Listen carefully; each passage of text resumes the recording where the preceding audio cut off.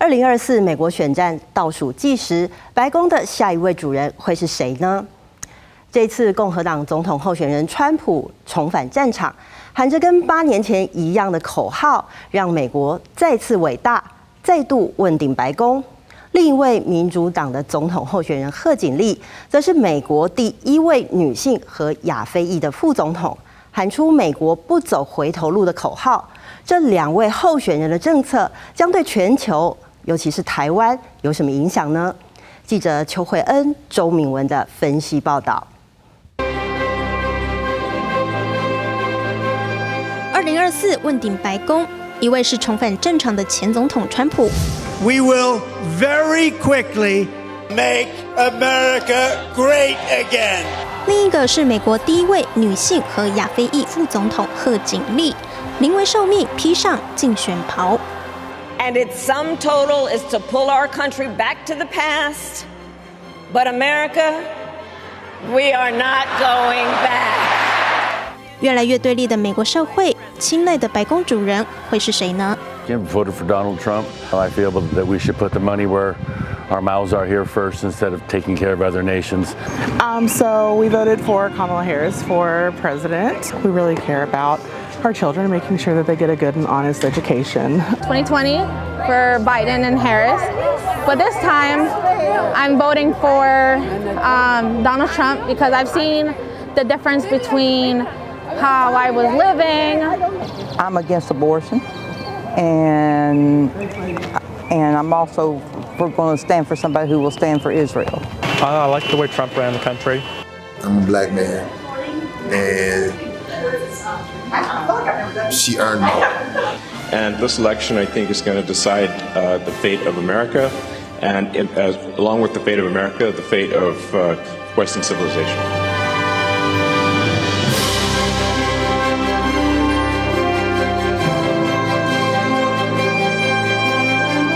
We will make America wealthy again. We will make America healthy again.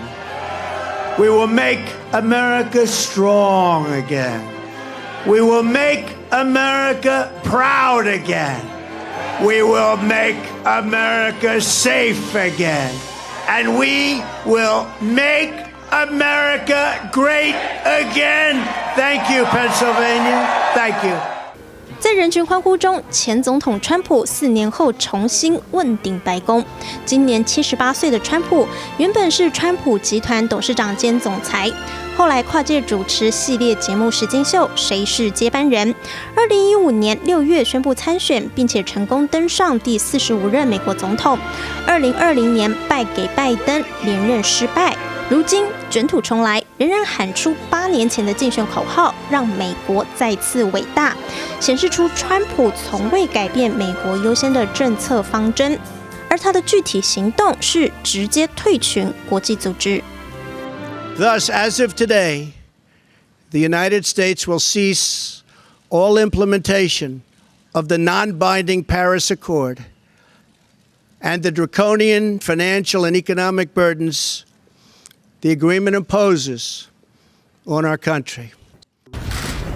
All right, we're going to sign 3 memorandums right now. The first one is withdrawal from the United States from the Trans-Pacific Partnership.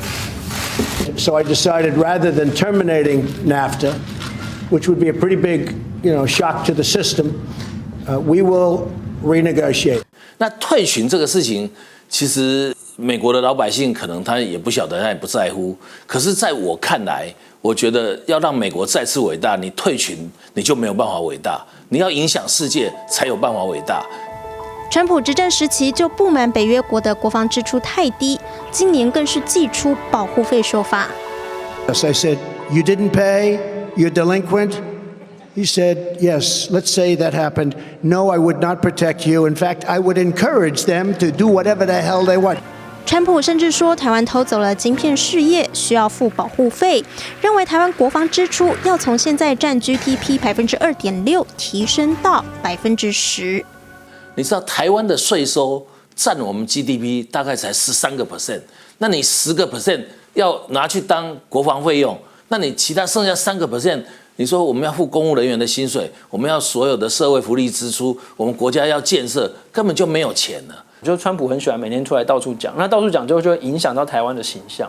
川普就一直质疑说，那你台湾都不想要自我防卫啊，然后台湾都不负责任。其实我们是非常负责任的。这个其实会引起比较多的以美论啊。以美论就是说，我们就根本就是质疑美国，就是美国只是为了要敲诈我们啊，或者是美国根本就没有真心帮助，或者说美国帮助我们的这个政策都没有用。钱不够，保护就不够。川普这类爆炸性言论从来不缺。例如，川普表示，如果是他在任，俄罗斯入侵乌克兰，他会轰炸莫斯科；如果是中国犯台，他会轰炸北京。又说会对中国课征超过150%到200%的关税。然而，川普又一再表明，他跟普廷、习近平以及金正恩都关系良好，互动愉快。像这种不可预测的言论与行动，成为川普标志性的治理风格。这叫疯子政治学，就当你够疯狂的时候，别人会怕你，不知道你会做什么，所以你会达到你的目的。这个你在外交上面就有这个优势。它反面地方就是说，对于他的盟友，美国的盟友来说，同样也是不确定性的。那盟友也不知道你要干嘛，那到底就是我们身为到底还是不是盟友？所以其实盟友都对于美国的信任度也会下降的。川普无视美国传统强调的民主、自由、人权等普世价值底线，从多边谈判走向单边协商，从开放自由改为保护孤立，被称为交易式外交。他的这个外交的思维就是一种交易式的这种思维模式，也就是说他可以把所有的事情都拿上谈判桌来谈。比如说他跟中国，他就是可以就把所有的人权议题什么都先放一边，就先谈了所谓的贸易的这个他们说的这个 Phase 1 Deal， 就是这个第一阶段的贸易协议。所以他对于像金正恩也好、普丁也好，或者是习近平也好，他们就认为说反正就是可以来谈嘛，我们就看看要谈些什么这样子。那这个对于实质上来说，他就的确是跟这些领导人都有见面的机会。川普与习近平见面多达4次，川普还是针对中国掀起贸易战，想让制造业回流美国。Is the largest deficit of any country in the history of our world. It's out of control.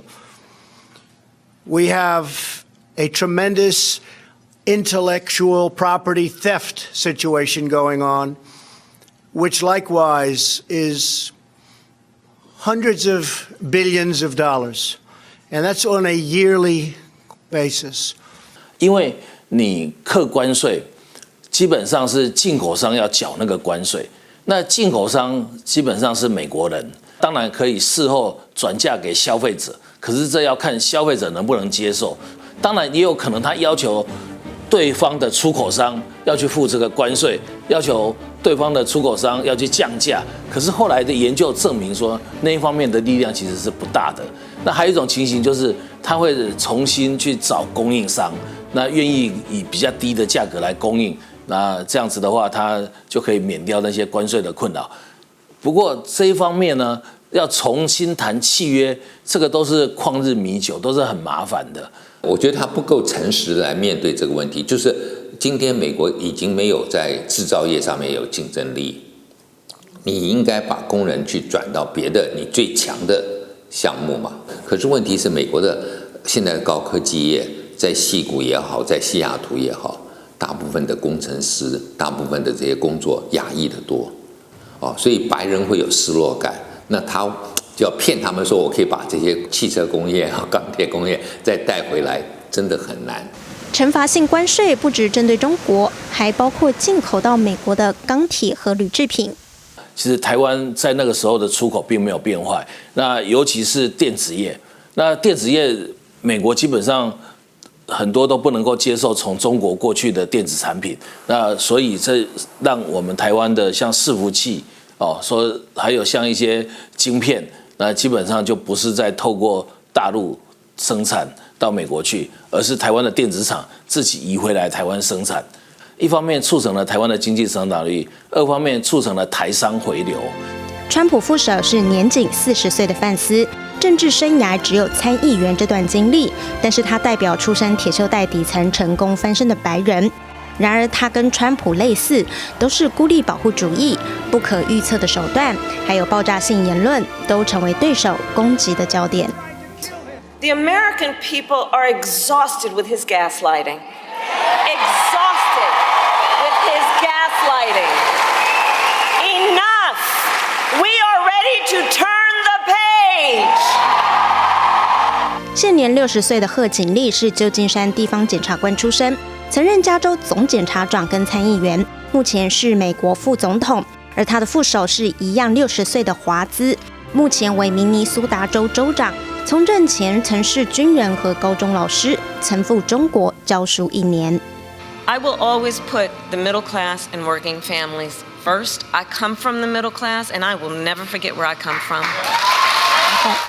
重建中产阶级是贺锦丽的政策主旋律，然而她从政经历多以美国内政为主，尤其在熟稔外交事务的拜登手下，贺锦丽发挥空间不大，甚至被外界戏称外交盲。贺锦丽接受媒体访问，谈到中国犯台是否支持美军协防，他表示不回答假设性问题，美国仍保持一中路线，但支持台湾有自我防卫能力。对比拜登总是直球回应美国一定出手协防台湾，差异明显。这个跟拜登当然很不一样，拜登自己至少大概讲了4次，假设中共打台湾，我们是有这个 commitment 要去协防台湾。这个其实是一个不正常的状况，因为美国其实长期以来战略模糊，其实就是不讲到底会不会协防。那每一次拜登讲完之后，必定会有国务院或者是白宫的官员出来说，没有，我们的政策就是没有改变。所以没有改变的意思，大家就可以去解读嘛。拜登跟川普一样，是中国为主要竞争对手，因此延续川普任内提出的印太战略。We will partner with friends and allies to pursue a free and open Indo-Pacific region. The Indo-Pacific, including the entire Indian Ocean, the Western Pacific, and the nations that surround them. 倾全政府之力，他们叫做 whole of government approach， 就是说要去围堵中国啦，就是要跟中国开始做竞争。拜登任内携手英国、澳洲成立3边安全伙伴关系，简称 AUKUS， 并且连续举办4次美日印澳4方安全对话，甚至促成美国、日本、韩国3方安全会谈，促成了日本跟韩国这2个世仇死对头国家坐下来谈，还签了协议要一起合作。这个是非常非常了不起的成就，而且这跟台湾有直接相关，因为这会直接影响到台湾海峡。因为如果说日韩可以一起合作的话，韩国稳珠韩半岛，那假设未来在台湾海峡有事情的时候，那美国跟日本就可以专心处理所谓台湾海峡的事情。经济上，除了延续部分川普关税政策，拜登却不以关税为主要手段。I'm not going to go sign the Chips and Science Act, and once again, I promise you, we're leading the world again for the next decades. This Chips and Science bill is going to create millions of good-paying jobs down the road. It will alleviate supply chains, it will help lower costs, and it will protect America's national security interests. 2022年8月9日，拜登签署《晶片与科学法案》，要与中国争夺晶片霸权。法案承诺针对在美国的半导体产业投资520亿美元，也包括赴美投资的台积电、三星等外国公司。接着，拜登针对出口至中国的高阶晶片、超级电脑、半导体设备与人才相继祭出管制。他们会仔细的去细算哪些政策是如何结合，然后来做精准打击。所以我们看到，其实拜登的时代对中国的卡脖子政策，它某些是卡得非常的紧，尤其是在晶片里。但这会不会卡到台湾的脖子呢？台积电在美国亚利桑那州凤凰城建厂，不时传出劳工与文化冲突以及获利有限等消息。中信金控首席经济学家林建福指出，各国都开始强调边境安全、国防安全与供应链安全的有案外包模式，台商需要特别注意。传统的经济学讲的是 just in time， 就是你供应链只要赶得上时间就好。那你可以把个供应链拉长，然后成本越低越好。可是有案外包这个背后就是 just in case， 你都要 in case 去想哪里会出问题，那会不会断掉？所以你就变成是不是那个掌握成本最低，而是能够最安全。所以新东向就是你必须包括在美国落地生根，这个都是有必要的。那另外一种就是你这个台商是做传统产业的，然后你是以大陆市场为主的，尤其是做内需产业的，那么也在大陆你就要更能够跟大陆的政策、大陆的内需去做结合。虽然台湾议题目前是美国两党共识，但学者指出，此次美国参众议员改选将可能影响台美关系，必须重视。美国的国会应该是一个制衡的力量。当你川普疯狂的时候，我要正常嘛。可是国会也不敢正常，因为呢，如果我跟他相抵触的时候，特别是共和党党员，他就会找其他的人在初选当中把你给干掉。如果是贺锦丽当选，他们会非常强力的来监督民主党的政府。如果民主党政府对台湾不够友善的话，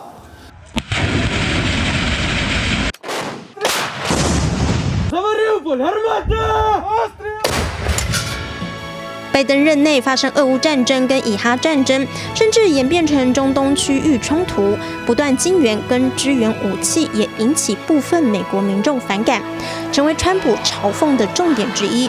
他认为自己2020年促成以色列与阿拉伯联合大公国以及巴林达成和平协议，手腕更胜一筹。Think of it.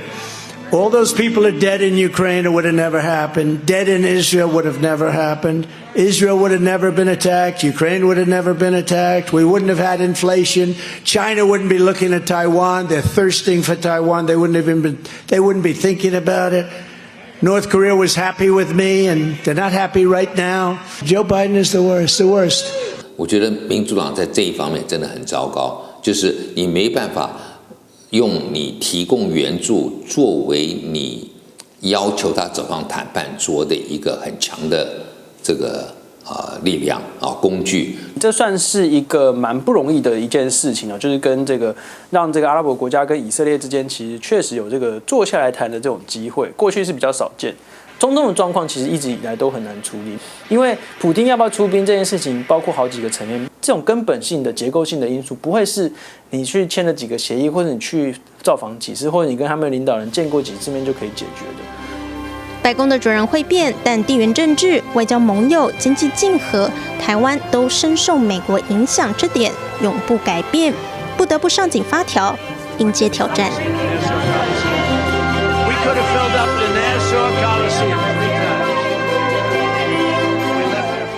不只是美国总统大选的结果对台湾有重大影响，参众议员也左右台美关系。选战倒数计时，但不确定性还是很高。